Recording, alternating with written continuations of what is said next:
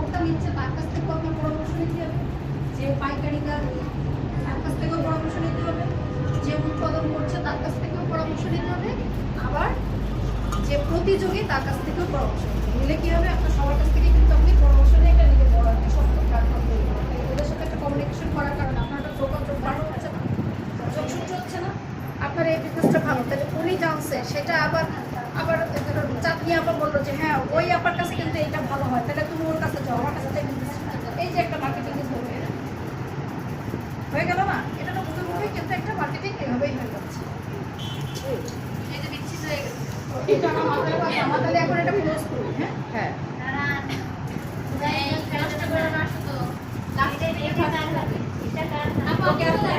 সবাই কাঁচা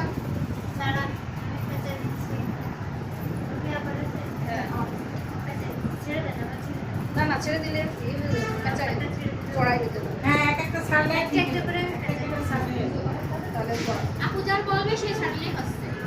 এরপরে হাতটা যা ছেড়ে দেন।